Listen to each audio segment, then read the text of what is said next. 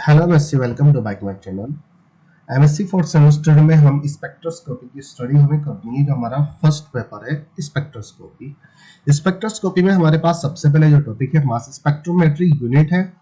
Mass spectrometry के बाद उसके जो instrument measurement technique of mass spectrometry mass spectrometry द्वारा जो मास को मेजरमेंट किया जाता है वह सारी टेक्निक्स हमें पढ़नी होगी। ये कौन कौन से टेक्निक्स है? इलेक्ट्रिकल आयनाइजेशन है, केमिकल आयनाइजेशन है, एफडी है, एफएबी है। तो हम सबसे पहले हम इसमें मास स्पेक्ट्रोमेट्री की स्टडी कर लेते हैं। मास स्पेक्ट्रोमेट्री क्या होता है? सबसे पहले हम मास स्पेक्ट्रोमेट्री की जो स्टडी करेंगे, सबसे पहले हम मास स्पेक्ट्रोमेट्री का नॉर्मली इंट्रोडक्शन पढ़ेंगे। फिर उसके बाद व्हाट इज मास स्पेक्ट्रोमेट्री, कि मास स्पेक्ट्रोमेट्री क्या है, ये इस टॉपिक में हम इस लेक्चर में पढ़ेंगे। फिर basic principle of mass spectrometry की basic principle of mass spectrometry की स्टडी करेंगे। But what is mass spectrum, mass spectrum क्या होता है, इसकी स्टडी हम इस लेक्चर में करेंगे। मास स्पेक्ट्रोमेट्री इंस्ट्रूमेंटेशन, मास स्पेक्ट्रोमेट्री का इंस्ट्रूमेंटेशन की स्टडी हम इस लेक्चर में कर लेंगे। जिस हम इंस्ट्रूमेंटेशन में हम आयनाइजेशन को पढ़ेंगे, फ्रेगमेंटेशन की स्टडी करेंगे, एक्सीलरेशन की स्टडी करेंगे, चार्ट बताया, डिटेक्शन की स्टडी करेंगे। तो उसका calculate the mass of molecular ion, molecular ion के मास को किस तरीके से कैलकुलेट किया जाता है, हम उस चीज को डिटरमाइन करेंगे। जो यहाँ पे मैथमेटिकली मैंने थोड़ा डेरिवेशन लिखा हुआ है यहाँ पे, इस तरीके से इसको यहाँ पे इस अंडरस्टैंड कर ले, इसको समझ लेंगे, ठीक है ना। फिर उसके बाद हम इसका डायग्राम ऑफ मास स्पेक्ट्रोमेट्री, या आप कह सकते हो इंस्ट्रूमेंट्स ऑफ मास स्पेक्ट्रोमेट्री, इसको हम अच्छे से एक्सप्लेन करेंगे। ये किस तरीके से बनता है, किस तरीके से वर्क करता है, मास स्पेक्ट्रोमेट्री किस तरीके से वर्क करती है, इसको अच्छे से एक्सप्लेन करेंगे यहाँ पर। फिर उसके बाद आता है type of mass analyser. Type of mass analyser को भी हम इसी लेक्चर में पढ़ लेंगे या नेक्स्ट लेक्चर में पढ़ लेंगे। फिर मास स्पेक्ट्रम, इस सब परफॉर्मेंस के बाद जो मास स्पेक्ट्रोमेट्री होती है परफॉर्मेंस करती है, उसके बाद हमें एक स्पेक्ट्रम मिल जाता है जो ये यहाँ पर आ जाता है। तो हम नॉर्मली अब बात कर लेते हैं कि मास स्पेक्ट्रोमेट्री क्या होता है।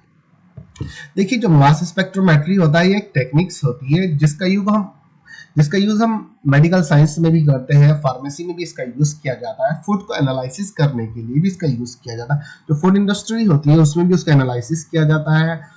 अब जो फूड इंडस्ट्री में क्वालिटी ऑफ फूड की क्वालिटी को एनालाइज करता है, वहीं उसकी बात करें अगर मेडिकल इंडस्ट्री की बात करें, फार्मेसी इंडस्ट्री की अगर हम बात करें, जो ड्रग्स होता है उसकी क्वालिटी के लिए इसका यूज किया जाता है। मास स्पेक्ट्रोमेट्री का मतलब होता है जो मोलिकुलर आयन होता है हमारे पास, जो मोलिक्यूल्स होता है, मोलिकुलर आयन में कन्वर्ट करने के बाद उसके मास को डिटरमाइन कर लेता है, किस आयन का कितना मास होता है, और मास के बेस पे ही उसको सेपरेट कर देता है। जो मास स्पेक्ट्रोमेट्री का जो नॉर्मली वर्क होता है, यही वर्क होता है कि जो आयन होता है मास के बेस उसके मास को डिटरमाइन करता है और मास के बेस पे आयन को सेपरेट कर देता है। ये चीज मैंने यहाँ पर लिखी हुई, जो नॉर्मली इंट्रोडक्शन दिया है जो मास स्पेक्ट्रोमेट्री का। नॉर्मली ये मतलब इतना इंपोर्टेंट नहीं, एक तरीके से जस्ट नॉलेज के लिए है। Mass spectrometry is analytical tool in chemistry. Mass spectrometry क्या है? एनालिटिकल टूल है केमिस्ट्री में। एनालिटिकल टूल क्या है? यह साइंस की वे ब्रांच है जिसका यूज केमिस्ट्री में किया जाता है। Mass spectrometry is used in biochemistry, biochemistry में यूज किया जाता है, फार्मेसी में भी यूज किया जाता है, मेडिसिन में भी यूज किया जाता है, and quality control of drugs and food polymers. जो ड्रग्स होते हैं, फूड पॉलीमर्स होते हैं, उनकी क्वालिटी को कंट्रोल करने के लिए भी इसका यूज किया जाता है, उसको एनालिसिस करने के लिए भी इसका यूज किया जाता है। नॉर्मल इंट्रोडक्शन हमारा ये आ गया। फिर उसके बाद हम यहाँ से सिलेबस की बात कर लेंगे। What is spectrometry. अब स्पेक्ट्रोमेट्री क्या होती है? मैंने बताया ना, स्पेक्ट्रोमेट्री जो हमारे मॉलिक्यूल्स होते हैं, मॉलिक्यूल्स क्या है? जो एटम से मिलकर बने होते हैं, वो एटॉमिक मॉलिक्यूल्स होते हैं। जब दो मॉलिक्यूल आपस में मिलते हैं तो फिर उसके बाद एटॉमिक मॉलिक्यूल, एटॉमिक के बाद मॉलिक्यूल, एटम से मिलकर एटॉमिक मॉलिक्यूल बनता है। मॉलिक्यूल आपस में मिलकर कंपाउंड बनाते हैं। उसके बाद मॉलिक्यूलर आयन आप सेंट्रल मेटल आयन के साथ मिलकर कॉम्प्लेक्स कंपाउंड बनाता है। ओके, ठीक है। What is spectrometry. देखिए, स्पेक्ट्रोमेट्री क्या होती है? जो आयन होते हैं हमारे पास, जो मॉलिक्यूल्स होते हैं, मॉलिक्यूल्स को मॉलिक्यूलर आयन में कन्वर्ट करता है। आयन का मतलब क्या होता है? जब किसी भी मॉलिक्यूल्स पे नेगेटिव तथा पॉजिटिव चार्ज होता है वो आयन में कन्वर्ट हो जाता है। लेकिन यही तो आयन क्या होता है कि मॉलिक्यूलर आयन क्या है, जिस मॉलिक्यूल्स में भी नेगेटिव चार्ज होगा या पॉजिटिव चार्ज होगा वो मॉलिक्यूलर आयन होगा। तो मॉलिक्यूल्स को मॉलिक्यूलर आयन में कन्वर्ट करता है। मॉलिक्यूल जब मॉलिक्यूलर आयन में कन्वर्ट कर देता है तो ये जो स्पेक्ट्रोमेट्री होती है ये पॉजिटिव आयन को ही डिटेक्ट करती है, नेगेटिव आयन तथा रेडिकल या न्यूट्रल कंपाउंड को डिटेक्ट नहीं करती है। स्पेक्ट्रोमेट्री का यूज पॉजिटिव आयन के लिए किया जाता है, जो पॉजिटिव आयन होता है। फिर इसका यूज मास मॉलिक्यूलर आयन के मास को डिटरमाइन करने के लिए किया जाता है। मास को जब डिटरमाइन कर लेता है तो फिर वो आयन को सेपरेट करने के लिए भी स्पेक्ट्रोमेट्री का यूज किया जाता है। पहले मास को डिटरमाइन करेगा कि किस मॉलिक्यूल का कितना मास है।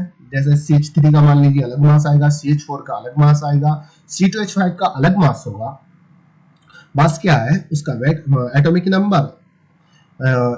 नंबर हो गया, फिर उसके बाद मास नंबर हो गया उसका, एटॉमिक में मॉलिक्यूलर वेट ऑफ मास। तो उसके मास के बेस पे उसको पहले तो डिटरमाइन करेगा कि किसका कितना मास, किसके नंबर कितने, मतलब CH3 का मास क्या है, CH4 का मास क्या है, C2H5 का मास क्या है। फिर उसके बाद उनको मतलब रिकॉग्नाइज करने के बाद उनको पहले तो डिटेक्ट कर लिया। डिटेक्ट करने के बाद उनको उनके मास का पता लगाया। मास का पता लगाने के बाद उसको सेपरेट कर लिया। स्पेक्ट्रोमेट्री का जनरली यूज ये होता है।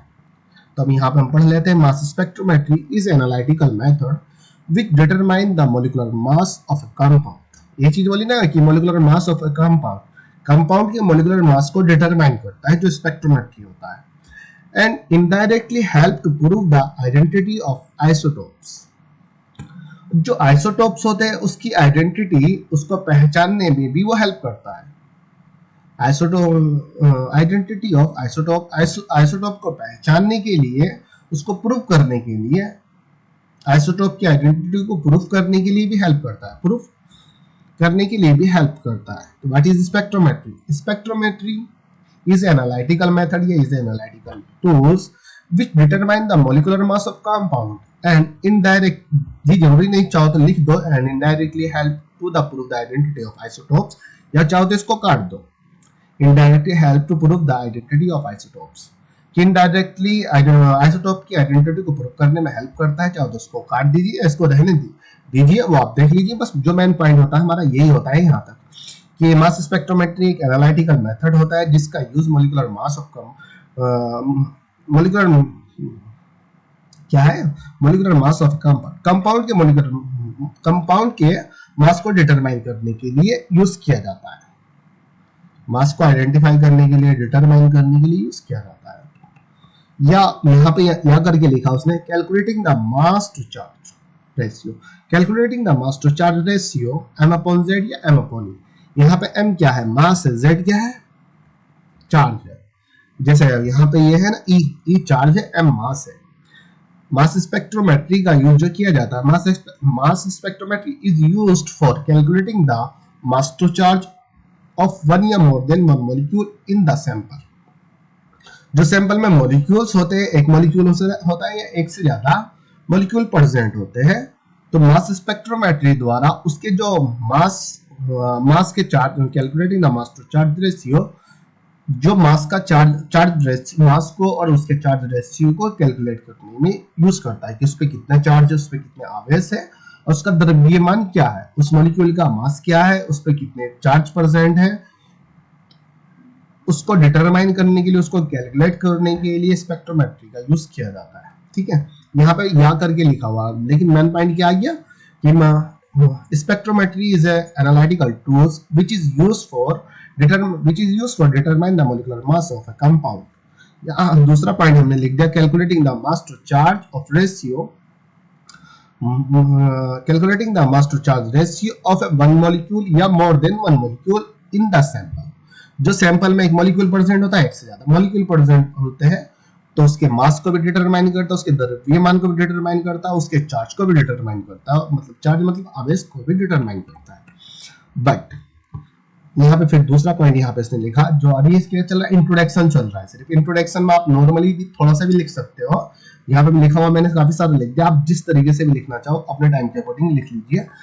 तो but mass spectrometric technique is not true spectroscopy technique. Because electromagnetic radiation are not involve in this technique.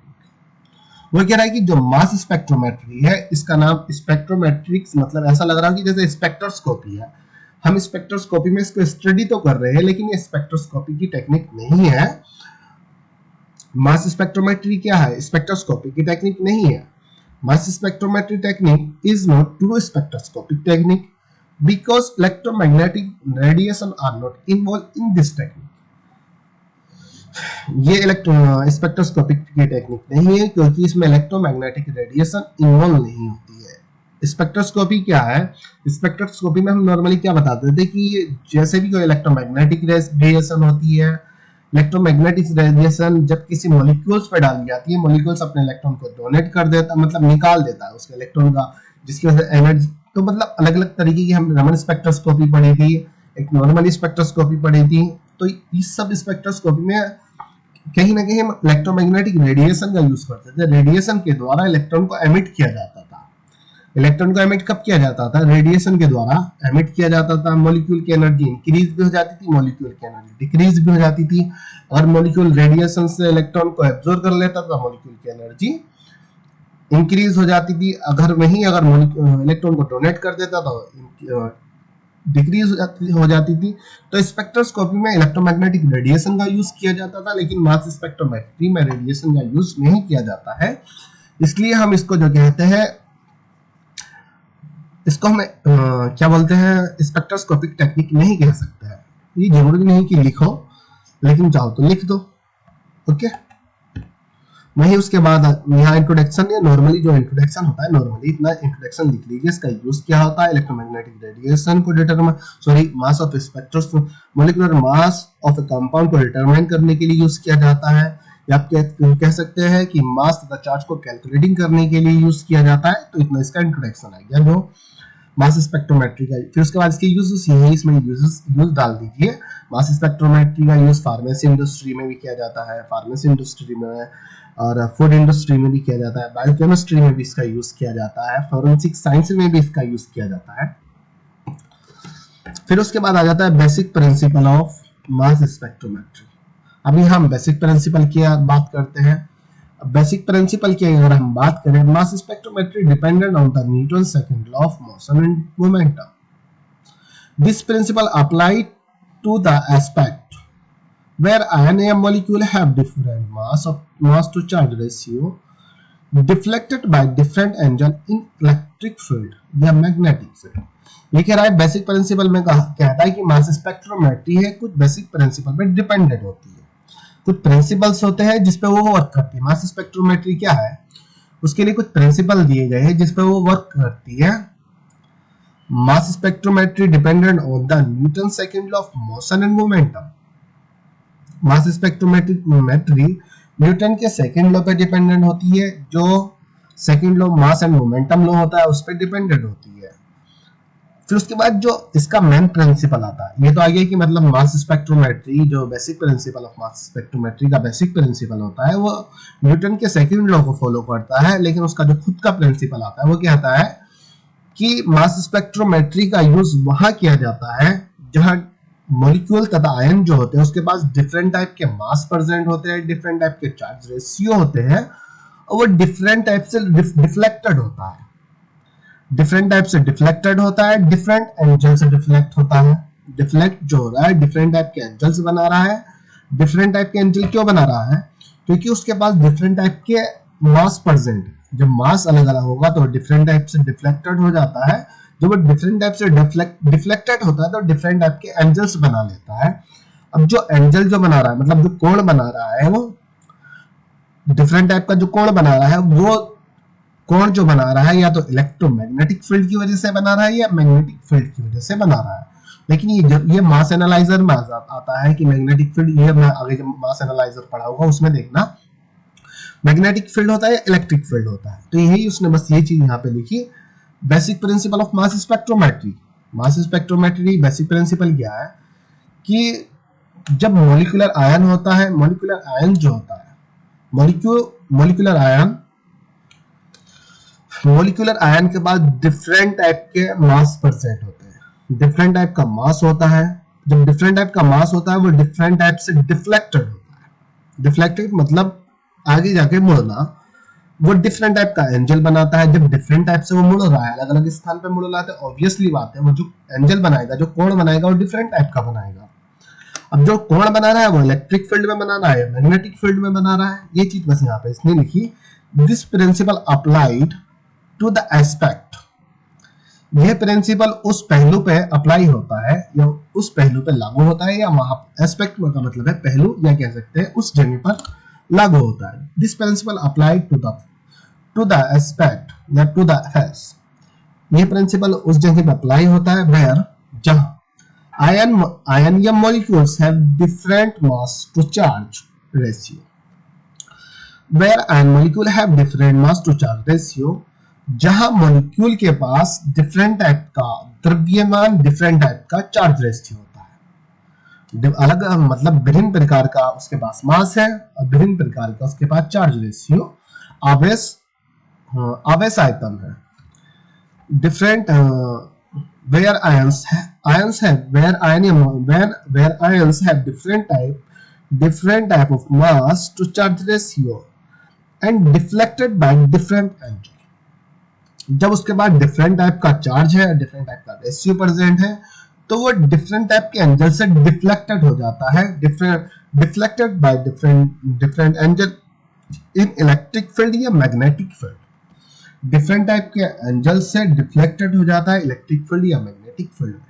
ये बस उसका प्रिंसिपल आया। मेन प्रिंसिपल क्या है कि this principle applied to the aspect, this principle applied to the aspect, ये principle उस पहलू पर लागू होता है वेयर आयन या molecule have different type of mass to charge ratio, जिस मॉलिक्यूल के पास डिफरेंट टाइप का मास और चार्ज रेशियो होता है, deflected by different type of angle in electric field या मैग्नेटिक फील्ड। वो डिफरेंट टाइप के एंगल से ही डिफ्लेक्टेड हो जाता है। मैग्नेटिक फील्ड तथा इलेक्ट्रिक फील्ड में डिफरेंट टाइप के एंगल से डिफ्लेक्टेड हो जाता है। डिफ्लेक्टेड का मतलब होता है कि वो जैसे आगे की ओर जा रहा है ना, फिर उसके बाद इस तरीके से वो मुड़ जाता है। जैसे एल शेप होती है ना, एल शेप में एक तो सीधी डंडी हो गई, फिर उसके बाद जो नीचे की ओर जा रही है वो डिफ्लेक्ट हो गया। इस तरीके से आपने एल तो देखा होगा ना, तो एल को आप थोड़ा ऊपर जैसे आप उसको थोड़ा रोटेट कर लीजिए, एक सीधी लाइन जाएगी, जैसे ये ऊपर का रेड वाली लाइन समझ रहे हो ना, ये यहाँ पर है, ये ऊपर जाएगा फिर नीचे, वो आगे दिखा दूंगा मैं किस तरीके से डिफ्लेक्टेड होता है। तो ये मेन चीज ले लेते हैं। देखिए ये सारी चीजें आपको जो समझ में आ जाएगी ना, अभी जब मैं आपको क्या बोलते हैं डायग्राम समझाऊंगा, उससे आपको बहुत अच्छे से एक्सप्लेन हो जाएगा। What is mass spectrum. अब इसमें मास स्पेक्ट्रम क्या होता है, मास स्पेक्ट्रम को नॉर्मली समझ लेते हैं। Mass spectrum is a graph which obtained by performing mass spectrometry। Mass spectrum एक ग्राफ है जो मास स्पेक्ट्रोमेट्री के परफॉर्म के द्वारा ऑब्टेन होता है। Spectrum show the relation between mass to charge ratio and ion signal. जो स्पेक्ट्रम होता है वो mass to charge ratio and ion signal के बीच में डिफरेंट रिलेशन दिखाता है। मास टू चार्ज रेशियो और आयन सिग्नल के बीच में क्या दिखाता है, रिलेशन दिखाता है। मास द्रव्यमान आवेश चार्ज के अनुपात, आवेश के अनुपात, द्रव्यमान